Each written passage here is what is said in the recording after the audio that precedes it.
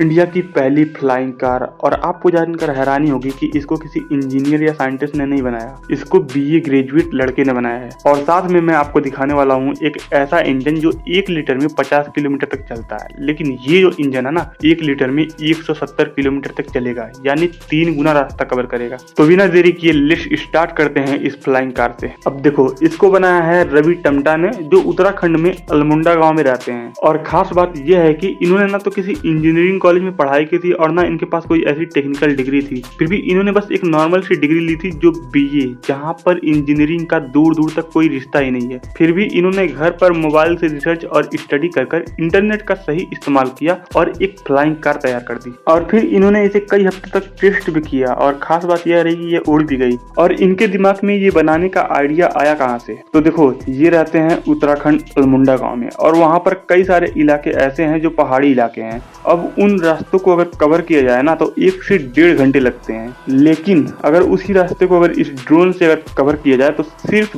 10 से 15 मिनट लगेंगे। और इसमें E20 पेट्रोल डीजल का कोई खर्चा भी नहीं है, क्योंकि ये फुल्ली इलेक्ट्रिक है और ये बैटरी से चलती है। तो आपको क्या लगता है, क्या हमारी गवर्नमेंट इन्हें सपोर्ट करेगी? क्या ये इसको और बेहतर बना पाएंगे? आप कमेंट बॉक्स में अपनी राय जरूर देना। अब बात करते हैं हम उस इंजन के बारे में जो अपने माइलेज की वजह से काफी ज्यादा फेमस हुआ था। अब देखो, इस इंजन को बनाया है प्रयागराज के रहने वाले शैलेंद्र सिंह गौर ने, और उनका कहना यह है कि एक नॉर्मल बाइक 1 लीटर में 50 किलोमीटर तक चलती है, लेकिन इनके द्वारा इंजन में कुछ बदलाव करने पर वही बाइक 1 लीटर में 175 किलोमीटर तक चलती है, यानी कि 3 गुना से ज्यादा रास्ता कवर करती है। और पेट्रोल के खर्चे को काफी हद तक कम करती है। और खास बात यह है कि इसमें E20 जैसे पेट्रोल भी चल जाएंगे, मतलब इंजन को कोई दिक्कत नहीं होगी। और शैलेंद्र सिंह गौर ने इस इंजन पर रिसर्च करने के लिए उन्होंने अपनी जमीन और घर तक बेच दिया, और वो खुद किराए के मकान पर रहने लगे, और उन्हें इस इंजन को बनाने में पूरे 18 साल लग गए।